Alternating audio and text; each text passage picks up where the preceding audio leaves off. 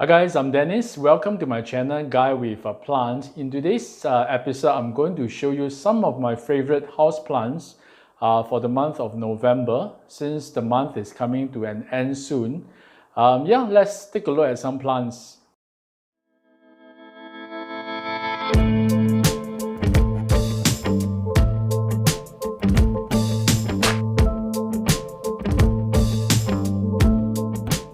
The first plant I'm going to show you is a Scindapsus.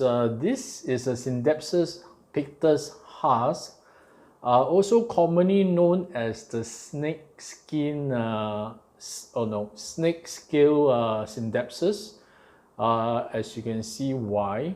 So I'm having a Scindapsus moment now, and I've been trying to collect some of the more interesting looking ones, and this is definitely one of them. I wouldn't say this is rare, but maybe pretty uncommon. And look at the interesting and beautiful patterns on the leaves. That's why they are known as the snake scale. And also in terms of the growth pattern, this is a climber. When it's young, it's like a shingling plant. It grows flat on the surface. So in nature, it's found on the surface of trees. And it can grow up to 12 meters in nature. This Scindapsus is found in Asian countries like Malaysia, Philippines, Thailand, Indonesia, and Singapore. I can't really find much information on its care requirements that is specific to this particular Scindapsus. So I assume that the care requirements should be pretty similar to the rest of the more common the Scindapsus Pictus. So in terms of light, it doesn't get crazy amounts of bright light, pretty medium. It's about 3 feet away from northeast facing balcony. And for watering, I water this only like once a week when the top layer is 1 inch is dry. So because it's in a pretty clear container, I can see whether it's the potting medium drying out. And and it's growing on this or rather climbing up in this bed of sphagnum moss. So I'll mist this part every other day to encourage the growth of aerial roots. And there is also sphagnum moss as a top dressing. For potting medium is actually pretty organic, quite dense, but well draining. So it seems to like it in this environment, but it is pretty slow growing, I would say. I have this for almost 3 months and there is still no growth yet. Okay, my next November favorite is this Philodendron. I'm sure it needs no introduction. This is the Philodendron Florida Ghost. And you can see why it's named that way. When the new leaf comes out, it is really creamy and pale in color. And it kind of looks like Casper, right? Yeah, so this is a very fun philodendron. This is actually a top cutting I got from a local hobbyist. This is the first leaf that came out. It was very pale cream, and now it's starting to turn green, very light green. So this is the color of a more mature leaf, which is pretty dark green.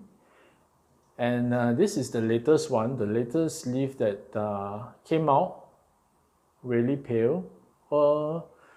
I wouldn't say white, but it's cream colored to very lime green. So the color will change, and from what I understand is really dependent on the light that you give it. With more light, it will actually give you lighter colored new leaf. Yeah, and for this particular one, there is some tiny splashes of variegation on the leaf. Yeah, this is the one. Can you see? Just very tiny bits. Nothing to be excited about. And it's not going to be consistent throughout the plant. So yeah, but it's still really nice to see that. Yeah, so this plant is definitely very interesting in terms of the shape and color, and it helps that this is an easy going plant. Like most philodendrons, give it a very chunky, airy aeroid mix, potting mix, and also water this only when it's dry. For light, like I mentioned, it prefers brighter light, but definitely indirect light, because direct sun will definitely burn the leaves. This is the Calathea ornata, or commonly known as the pinstriped Calathea, and it's from the family of Maranthaceae, and the genus in fact has been reclassified. This has been reclassified to Gepertia. Okay, look at this beautiful foliage. It has dark green leaves with lighter green in the middle, as well as very striking pink stripes, hence the name. And also check out this gorgeous purple back. Definitely this will make a very beautiful house plant. Okay, I never have much luck with Calatheas. I've killed an orbifolia, as well as a Musica network. I think those are the thinner leaf varieties, so I think those may be more challenging. Yeah, they both suffered terrible deaths due to either overwatering them and you see yellow leaves the next day, or underwatering where the edges of the leaves will just turn crispy and brown. And then there was the issue of fertilizing. Even with very, very little amount of fertilizer, very diluted, I still get yellow leaves the next day from the orbifolia. So eventually I struggled with them a lot, and then I got tired of them, and yeah, eventually they died.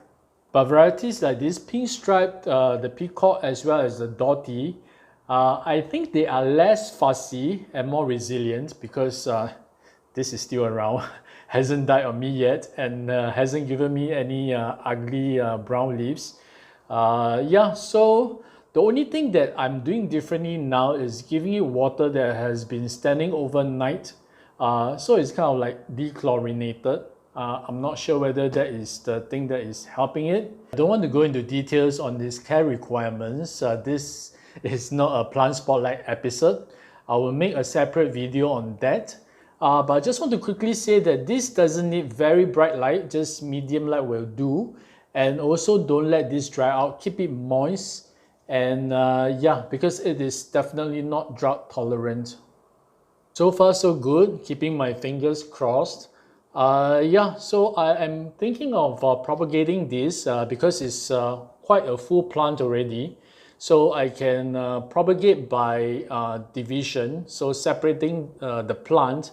This should be no stranger to most hobbyists who are into philodendron. This is the popular Philodendron gloriosum.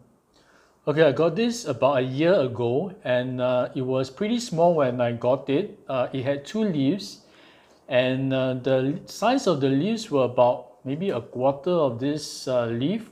So yeah, it was really quite small, and it was growing in a very tall plastic pot, which I thought wasn't really very suitable. So I repotted it a few months after. So after the repotting, it gave me quite a few leaves, but I also lost some along the way, because on one particular hot day, I left it under the sun. I mean, not under the sun, it was still behind the glass, but it was a super hot day, and some of the leaves turned yellow and died off. So, but overall, I'm still pretty happy, because yeah, it's still a pretty healthy looking plant.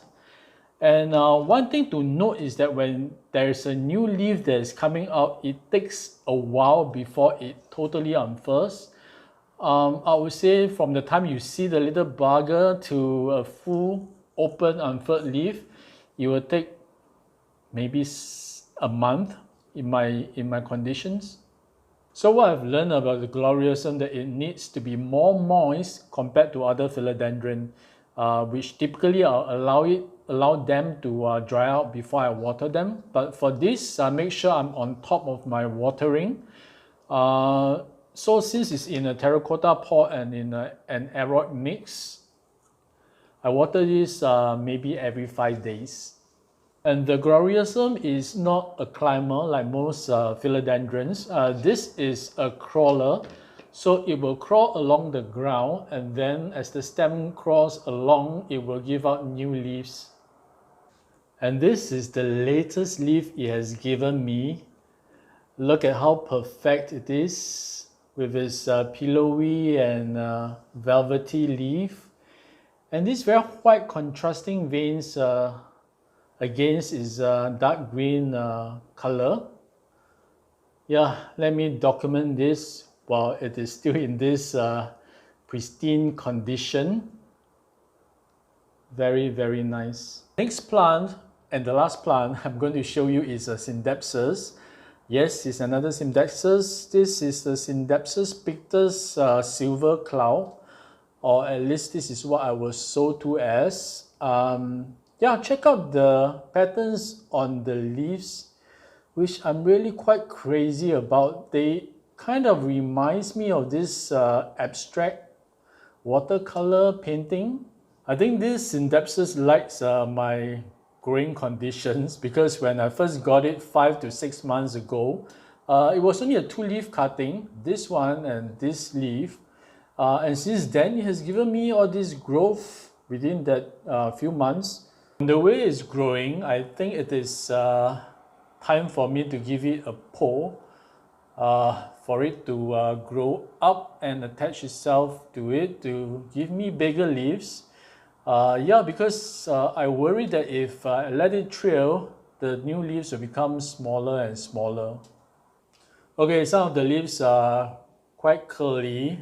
That's because I just watered it today, and it is definitely thirsty. Have not watered it in a few days.